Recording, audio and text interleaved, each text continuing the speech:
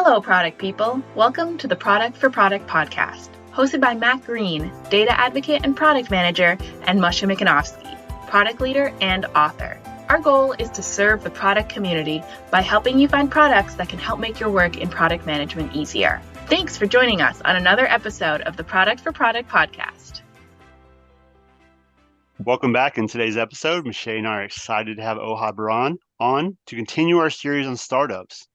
Ohad is the co-founder and CEO of Bagel. So let's dive in. Welcome to the show, Ohad. Thank you. Thank you for having me. Moshe, welcome as always. Good to see you. Thank you. Good to see you, Matt. And welcome, Ohad.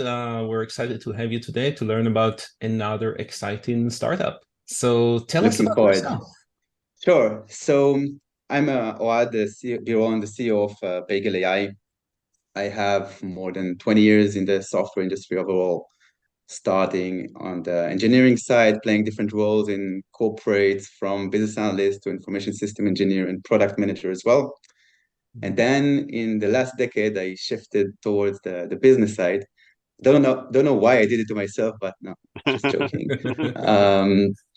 There I led the growth of a French company called Prophecy, from a pre-revenue, like zero revenue, a prototype, no customers, until 10 million ARR and 130 people in the company, and basically leading the whole customer-facing teams and efforts, as well as the international expansion.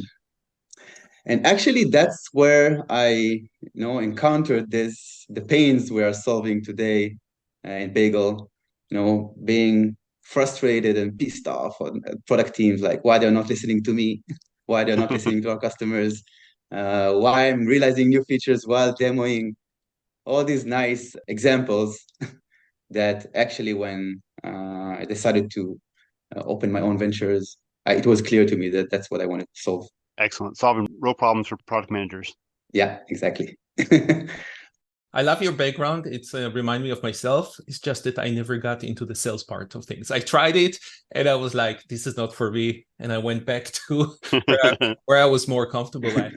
So yeah, this is definitely a challenge. And I've seen it many times from product side and engineering side, mostly in places where they were, I was more frustrated because they were very sales oriented and everything sales wanted, we had to do. And it seems like you had the other end of the things that everything sales wanted, product didn't do, or they didn't do right. Both, I agree. Both sides suffered from it a lot. So maybe let me first introduce you to what is Bagel all about. Exactly. Right? Let's do that. Sounds good. Good. So Bagel AI is basically the glue between product and go-to-market. We want to turn the go-to-market people into product heroes to accelerate revenue. The purpose is to build a better way to collaborate between the teams in order to first build the most impactful products, taking into account what customers really need. And second is how we leverage what is happening on the R&D side, what we decided to do and developed in order to eventually create better adoption, satisfaction, and monetization. And therefore, we are what we say, we close the product customer loop. That's why we are called Bagel. On top of that, the fact that everybody loves Bagel, right? So clever, yeah. Of course. Who doesn't like bagels? Right. That's cool. So and it's also a cyclical thing, because it's not just a loop, it goes again and again and again, right? Exactly. You want to eventually continuously validate, right, what to build next, and you want to always keep your go-to-market team and your customers informed, and to know what was acknowledged, what's not, when things will be launched. So you want to inform customers, for example, when you meet them, when you have QBRs, on what they will receive or not, for example. So it's an endless synchronization, and mostly actually async synchronization, especially when you work in a large company that has a large workforce spread it globally, right, and so on. Right. And you're accounting for the new stuff coming into that cycle as well, like new feedback, new requests, from that, be it from sales, that be it from customers. That could be the cream cheese of the bagel. So if we're using an analogy, so yeah, okay. yeah. So maybe before I'm explaining how we do it, or maybe first let's align on the problem, right, we're solving. Right. Mm-hmm. Sounds good. Right? So first, it's important to take a look at this enormous friction that we all are aware of between these very different two organizations, product and go-to-market, that speak in different language and have different incentives, follow different life cycles. So many reasons why this enormous friction even exists, and it is estimated at $150 billion a year that is being lost. And the impact, the way we usually experience that, is either taking bad decisions on the roadmap. We're developing features that eventually are not maximizing our potential. Or if you look at it on the other side, on the go-to-market side, a lot of manual work to align and to get updates, to actually try and do something with it. How we actually leverage that to make our customers feel heard, or identify, for example, upsell opportunities or close deal breakers to really improve convergence of deals. And then Bagel specifically, where we focus, is first how we help product teams to decide on what is the right feature that will bring the most impact.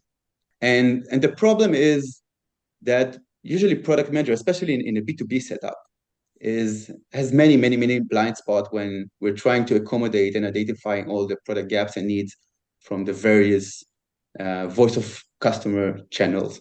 And they're also relied on the inputs coming from go-to-market.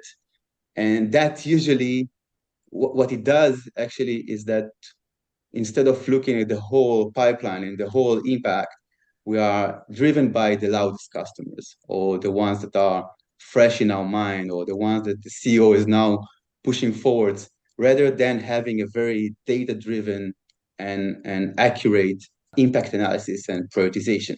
And that's the first aspect of it. And then there's always some cadence. We always have some data coming in, but even if we have this data, it's very hard to consolidate, to group them together, to really size it, and the information becomes stale very quickly. And maybe the biggest problem is that even if we have such data, it's very hard to understand the context behind these requirements. Like, who are these customers? Do we have any commercial commitment with them? Who out of these customers who are at risk, for example, about to renew, or even how they even spoke about this pain, and do we have any commonalities between these different customers? Because we want, at the end, what we want to do, right, is to do a proper root cause analysis and solve the root problem and come up with the right features, not necessarily what they were asking for. Yeah. And that these are all a lot of different problems that eventually cause this issue. And then the second pain for product is, as I said before, is to how do we leverage that? How do we monitor and track these decisions in order to close the loop and to better monetization at the end? And this has many aspects, many different aspects along the product lifecycle. The first moment is when we take a decision. We decide to do or not to do a certain feature, and then we need to justify it or communicate it. In many cases, it doesn't happen, and even if it happens, it's very tedious and frustrated to do that. And the second moment, for example, is once we decided to develop something. So, and when the feature is already in development, we want to start planning out the launch of that feature. So, for example, we're planning a beta program. We want to revalidate all these potential customers in order to identify the right beta customers and to run effectively these beta programs. And then a few months later, we want to launch the feature. We want to maximize the reach, and that we really come back to all the customers that wanted it, as well as maybe identifying new customers that can also enjoy this same benefit and same value from our product. So many different aspects in which a better collaboration between product and go-to-market can lead to an enormous value for the whole company. So tell us how Bagel does it. We understand the problem, and we understand the value in that problem. But there are many also different types of way to do that, I think. And some things that also come to mind are things that actually we interviewed in this series, other startup founders that are helping in similar areas, but in very different perspectives. So I want to hear first how Bagel does it. Perfect. So the first thing to understand is, so we are playing in the B2B space, and we want to empower the go-to-market teams, as I said before. And that implies on a very, very important notion, which is how we empower people within their tools, within their day-to-day tools. Like, we believe that the best and maybe only way to solve that friction properly is to provide the product insights and call to actions within their tools. Like, if I'm expecting a salesperson to get out of Salesforce in order to communicate with product, it's a mistake. They will not do it. Right. We need to give them the insights on time, where they live, right, before they prepare for their meeting, etc. Yeah, let's not try to train them on another system. Right. Exactly. But by the way, the same goes for product people. Wherever you manage your execution, be it Jira or product board or whatever is the tool, you want to stay there. You are open usually to use another tool for an in-depth analysis or do some other very specific task. But your day-to-day, you want it to stay wherever you are. So with that approach, we went and we built plugins and apps for all these different tools. So you can work and communicate asynchronously with each other within your system. Then that's the first. So we have plugins for Salesforce and for Zendesk and for Slack and for Intercom and Jira and Product Board and Chrome extensions and all the suite. And the way we solve it is basically the AI that we built, that what it does at its essence, it's matching product features with customer needs. So we can go through every voice of customer channel, be it Gong transcript, or be it a note in your CRM, or a ticket coming from Intercom. And then we identify automatically the product pain or need that was described there. And we surface it to the rep. And we're even telling them, look, that already exists in your backlog, because we're also connected to the system of records of the R&D, like Jira. So and that's actually, we also help. Sorry, you're raising another issue that exists many times of duplicates, and people don't look in what's already there, and they're adding more and more and more. And we have on our end to kind of sift through it and say, oh, this already exists, this already exists, this already exists. Yep. True. There's always like a channel between product and go-to-market that to ask these questions, right? But you want to be more faster when you reply to a customer that in many cases this solution already exists, right, in production. So you don't even need to raise that ticket. And even if you need to raise a ticket, then in many cases this idea already exists in the backlog or already in the oven, right? So Bagel will find both, right? Yes. So Bagel will find both. Either it's already, there is a solution or a workaround for it, and here is the solution, versus there is an open issue and this is already there, and maybe where is it in the roadmap and how many people ask for it? Exactly. So now we're talking product, right? So for product managers, that saves a lot of time in terms of answering back and forth question with go-to-market, and also clean up their inbox, right, of requests coming from go-to-market, because it's already consolidated, already grouped together, and coming with the business context, because it's being transmitted from, for example, Salesforce. We are gathering automatically all the context of that customer as well. So we're saving a lot of time to review, dispatch, parking, whatever you call it, all these requests. And once you're coming to assessing this feature, Then the AI comes in place again for product people, telling them, look, go to market people communicated that 5 customers wanted that feature, for example. And we go and we tell the PM, look, we found for you additional customers that spoke about that same pain. So we allow them, whenever they are doing this impact assessment and this analysis, only at that spot in time, we're allowing them to identify and tap into more examples, more customers that wanted the same thing, and group them together. Okay. So this, like a Salesforce plugin, for example, it knows where to look, or do you have to have any sort of engagement with Bagel to map it into Salesforce, or does it automatically know to look in cases, feedback, and stuff like that inside Salesforce and just uncover that for you? Yeah, it's very, very easy. It's like, Yeah. today it's very easy to do these integrations, and yes, and it automatically captures the entities and knows the objects, that opportunities, cases, whatever. Salesforce, like Jira, these are systems that companies love to customize the heck of it. That's where I was getting. That's where I was getting to. Yeah. So of course we also provide ways to pick your own custom fields and so on, and count them too.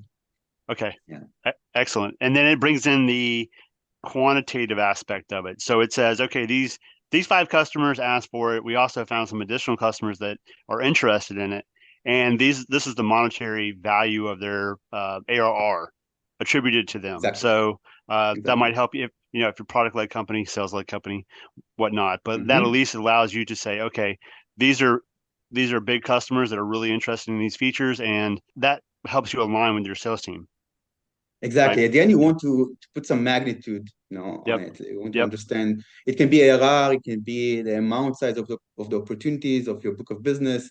It can be NPS score. It can be any type of data that you are managing on your system of records. Prioritizing with. Okay. Yeah, that's a really interesting one. First of all, I love the approach that you take of using, kind of linking it to existing systems. Back in the day, when we developed software, I developed software many years ago, we always developed we tried everyone to move into our system and we will be the center of your world, where that approach doesn't really work anymore, right? So I love that. Is there also an interface for Bagel that is outside of those, or is it always you access the data from those systems? Yeah, of course. We have our system for example, to manage this inbox of requests and dispatch them, and to have some in-depth reports and trends analysis and so on. But again, you will probably use it whenever you get requests from go-to-market or whenever you do your planning. But on your day-to-day, you will still keep using your own system. You saw how the light turned on Matt's above Matt's head when you say analysis there. You said analysis and trends, so I was thinking patterns. So if you're able to access again something like Salesforce and look for things, and that way you can find trends that may not otherwise be seen. True. I think that would be a superpower of, hey, I'm not seeing everything because there's so much feedback, there's so much in here, to be able to absorb that and then present that in an analytical way. So that you say, hey, I didn't know people were asking for this stuff. And that would be really insightful. It's exactly that. Okay, cool. It's exactly that. It's called Idea, we call it Idea 360. So you enter, you have a dashboard of your idea in the backlog. And we show you very, very different aspects of this same idea, and also divided by what was communicated and validated by you and what the AI finds in addition to you. So what's the potential additional impact, right? That's very cool. And that's also not only related to metrics that you're using for the regular metrics you're using for prioritization, like dollar impact or satisfaction and things like that, but also think about, for example, competition analysis. Let's find your competitors within these VOC channels and see if these are related to, if this feature or idea, for example, exists at your competitor, and things like that. And you talked about trend. So of course, it's never, you always want to know, sometimes you have requests that are sitting for months in your backlog, right? Mm-hmm. And you want to know what's the current validity and current sense of urgency of these requests. So it's very important, of course, to understand how this fluctuated over time. So you also get information from outside of your company, like every company that uses Bagel will take also information like from the internet or from wherever to say these are the trends going on right now, or this is what the competition is doing, or we still have to collect this data into Bagel. Yeah. So at the moment, no. At the moment, we're not looking at we're not bringing third-party data and scanning out there, but we do allow kind of like what Gong is doing. You have like smart tags. You can mention who are your competitors, and if we find them within the conversation you have with your customers, we will surface it up. Yeah, I also love that concept of how did you call it? 360, something 360? Idea 360. Idea 360, because I can't tell you how many times when I had to work on a specific feature, I had to sift through all the backlog and ideas to see what is related to this, to see if there are different point of views, but also sometimes we prefer to work on several things together rather than open the hood every time for a new idea. So that sounds and there's so much in depth to it, right? You want to understand the segmentation within it, right? And who is actually the ICP of that feature. Many companies, their priorities, their OKR changes over time. For example, now, let's say an example, next year we will focus on more upmarket and B2B versus the SMB of our customer base. So we want also to help within our decision-making process. We want to help sanitize and extract the impact per this segment. And of course, but without losing the overall context. Because we may develop something, for example, for a VIP customer and a large enterprise that will drive that development, and many other smaller ones will enjoy it too. Right? Yeah. What is the source of data other than the text that is collected through Salesforce or Jira or wherever it is? Do you also source like video interviews or other things? At the moment, no. At the moment, it's merely text from any source that you can think of, almost. But actually, what's the part which we are very proud of, that today is almost doesn't exist, is actually the voice of your go-to-market. So when product people today collect this voice of customer evidence, right, they usually look only at how customers spoke about it. But the judgment and the opinion of your own people, right, their own translation of the sense of urgency of the underlying pain is not neglectable, right? You have to take it into account. And that's, yes, it's text, or it can be also other parameters like, if you have a commitment date as part of your SOW or things like that. But these parameters and inputs from your own go-to-market people are crucial to take the right decision. So how do you reduce their bias? Because to me, the voice of the client is less biased than the voice of the go-to-market, especially salespeople, and especially in our organization where salespeople are driven by the commissions they're making. And to me, many times, salespeople are thinking short-term gains rather than long-term gains. And as a product person, I always think about the long term. What is the outcome that I can get from the product in the long term, and how do I get a product market fit? And many times, what the salesperson will try to sell in the short term gain will not fit that. So to me, that's a bias that I think salespeople have. So how do you deal with that? Yes, it's a very, very good question. Of course, that's one of the first obstacles or when you speak with a product manager, and there are several answers for that. First, I believe that transparency and trust between the teams is super important. So first, the very, very fundamental thing is to have a shared way to measure stuff. And when you do it in a also consolidated manner, not looking at only one rep or one region, and you do it together, and then it gives you the magnitude, right? Whether you trust the numbers or not, that's also if a key, because once the first time you will challenge your salesperson, right? The second time you will think twice before you put a number that is not very, very accurate. If you're actually taking decision based on these numbers, then it will make the process more efficient and build trust within the teams.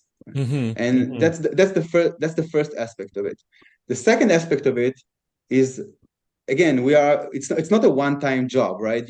We keep closing these loops ever and ever, right? And we can measure it afterwards. We can actually see, right, if these deals were converged or not, or if the customers actually used it or not. So we can challenge. That's the nice thing. So we can challenge that afterwards.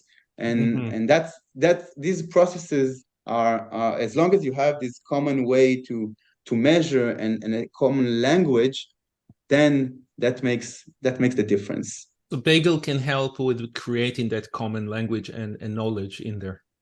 Yes. I see. Okay. No, that makes a lot of sense. And that is one of those challenges that product people have of how do we communicate back to the sales that you see these things. It's almost like we told you. And yeah. so here there is much more place in there. Another thought that I have when I usually always try to, look into how do we get sales, and you're talking about trust and stuff like that, but how do we get sales and product to be aligned to the same vision? And when they're aligned to the same vision, then sales will only sell things that are aligned to that vision versus selling things that are aligned to their own personal gain, right?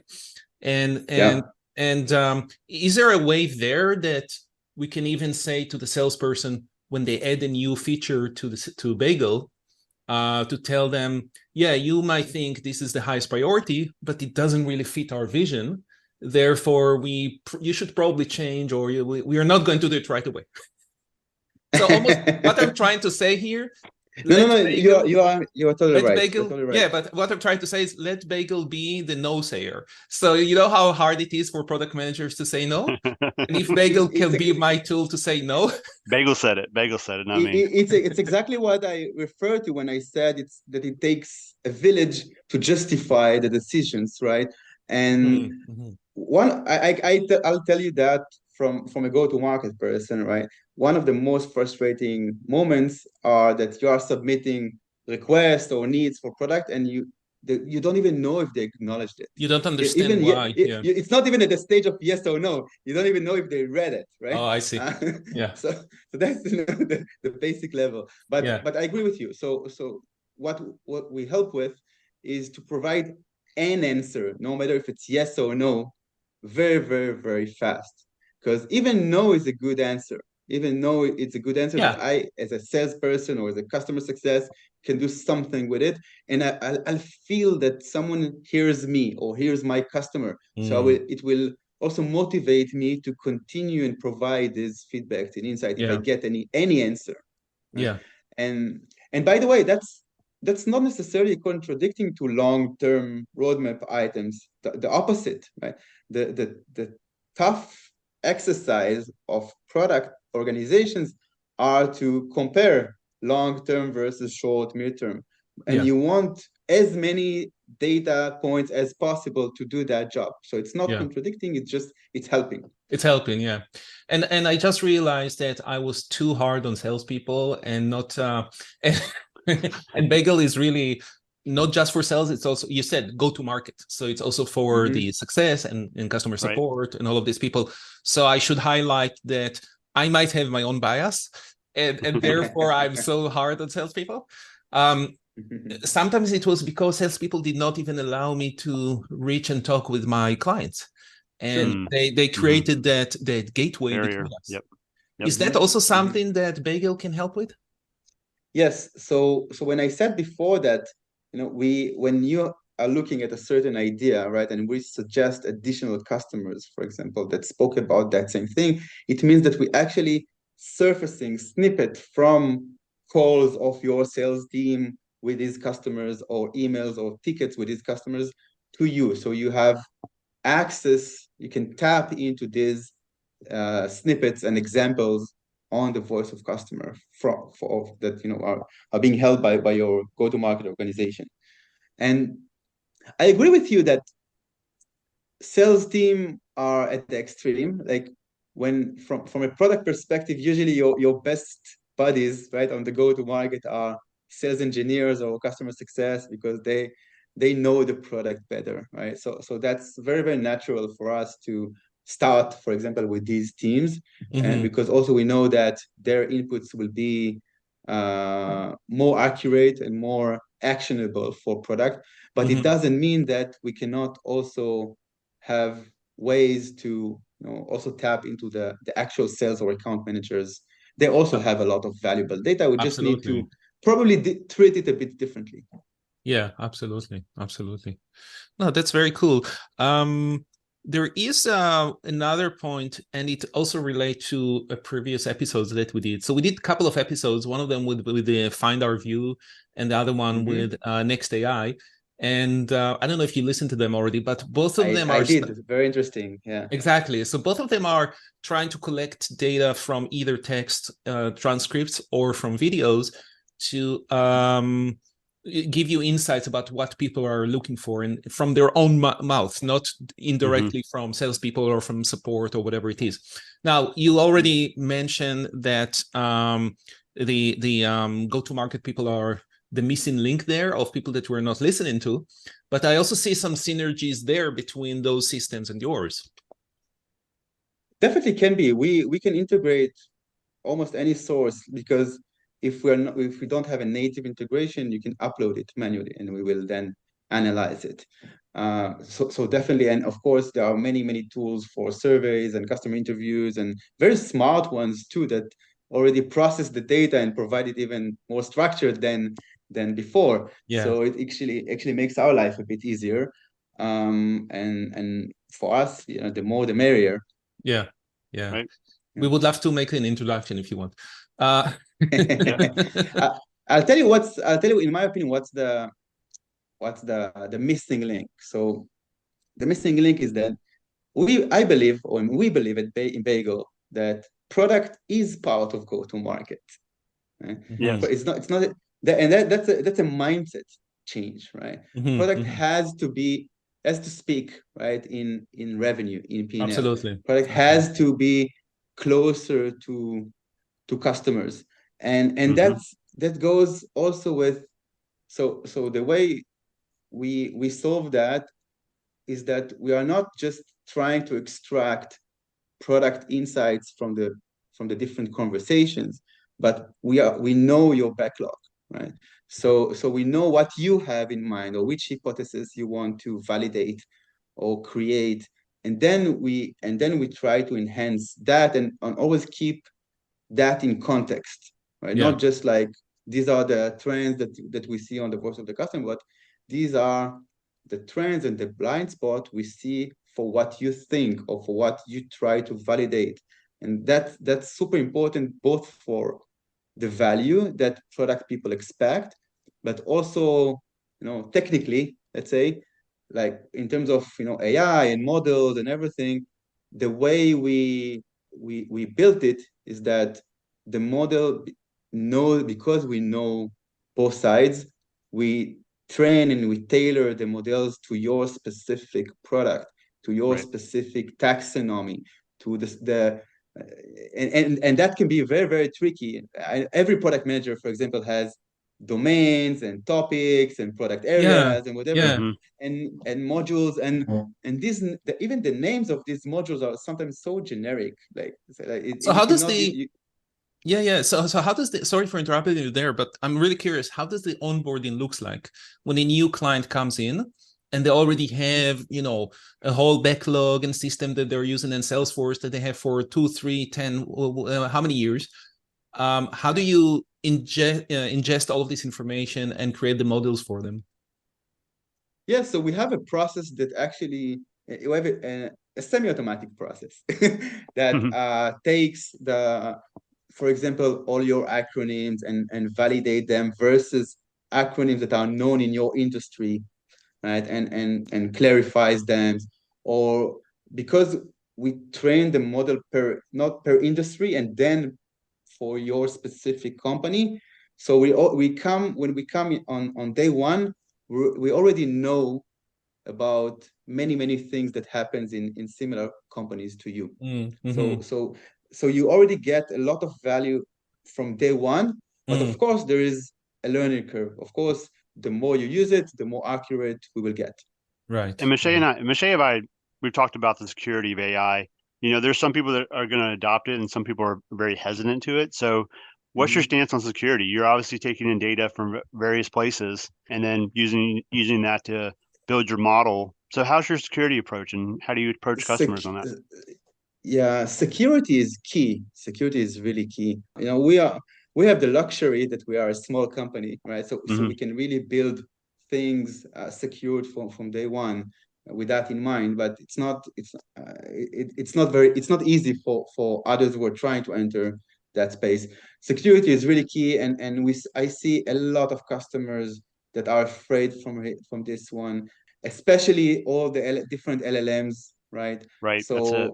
yeah, so for example, much of what we do is either local LLMs, the different ones, and we have also other techniques that to make sure that we protect your data. That's really core of what we do, that we are not processing any PII and so on. This is crucial. Yeah, without that, there's no option to go and work with big customers.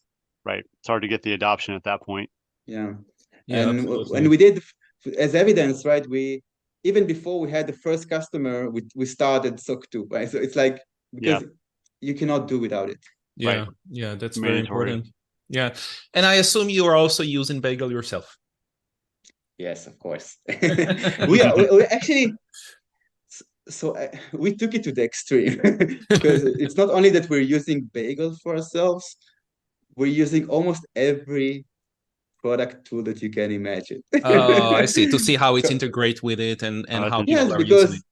First, because they are our partners, Product Board, Ohad, Jira Product Discovery now, all this. Right. So we want to learn how they operate, what's the benefits on us, what's the missing in their tools, and decide where we bring additional value, right?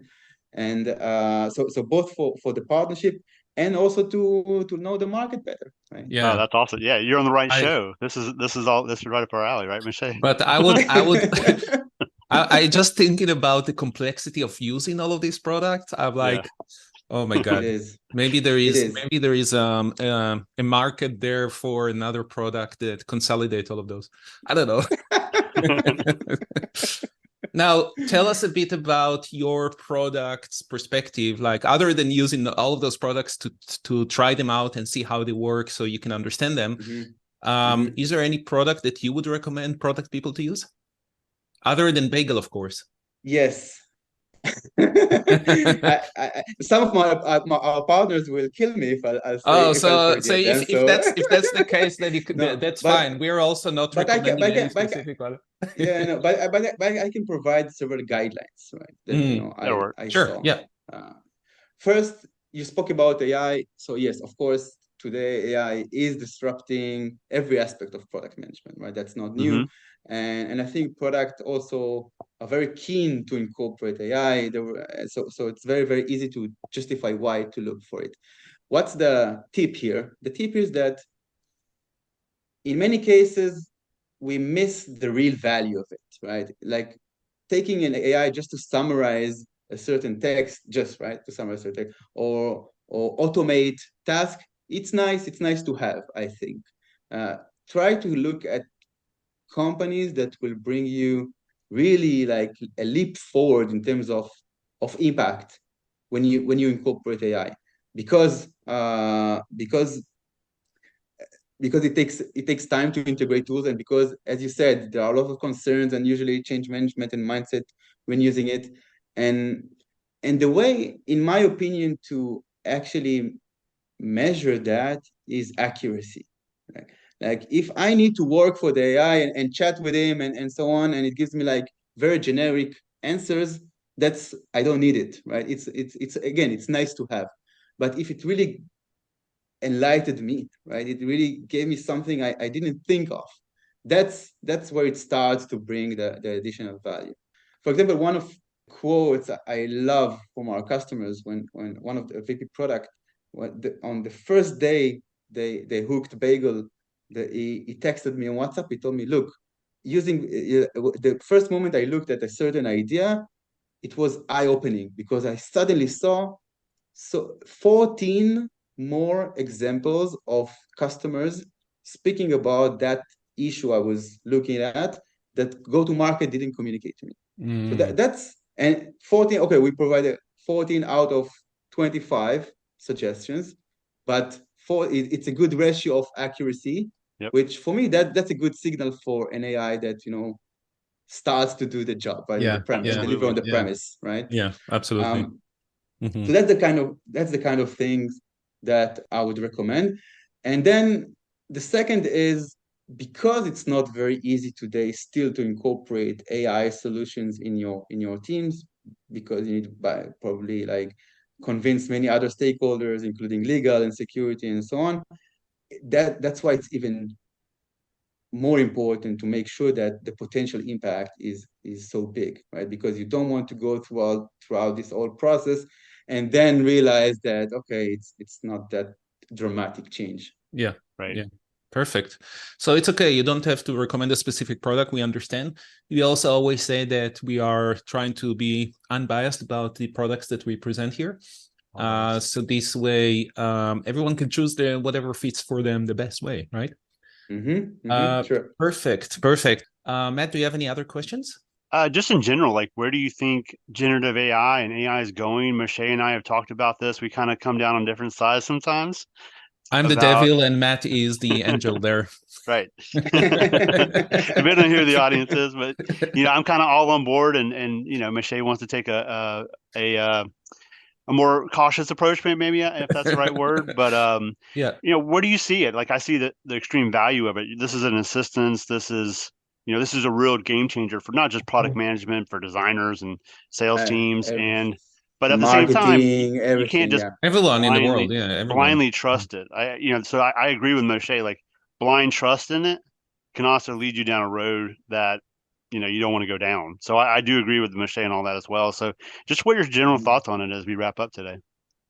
Yeah. So the way I look at it, you're right. Like generative AI is a game changer that really will change the way we work in every aspect of the company, right?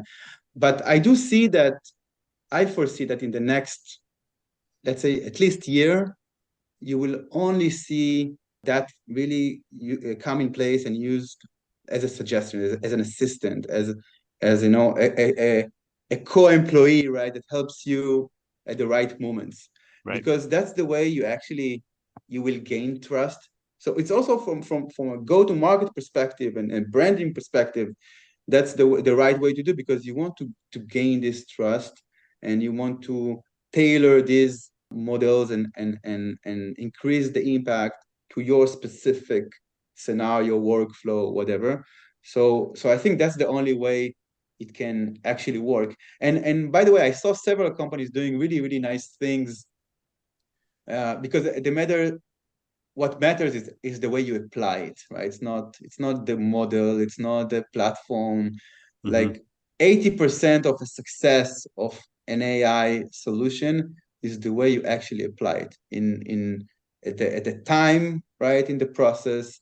How do you incorporate the ground truth from your users and create your own ground truth and data sets for further trainings? That's the key aspects you need to look at when you build it, and that includes also Gen AI solutions, because Gen AI, at the end, you get the killer help, and when you iterate a bit with it, right? Tune it. And maybe I was impatient doing that when I made my judgments, but I would say the 80% is probably right for every product, not just AI. because if you have garbage in, garbage out, it depends how you That use is the true. product, any product, right? Yeah. No, Yeah. this was great. Where can people reach out to you, Ohad? So first, on LinkedIn, I'm answering almost everyone that contact me on the website, getbagel.com, and that's the best way, actually. Perfect. That was amazing. We really enjoyed talking with you. Same here. Yeah, and we really want to see what come up next with Bagel and where you're going. Sure, I Yeah. promise to keep you posted. Yeah, please do. Really excited about it. So And Thank maybe you we'll very much have for this.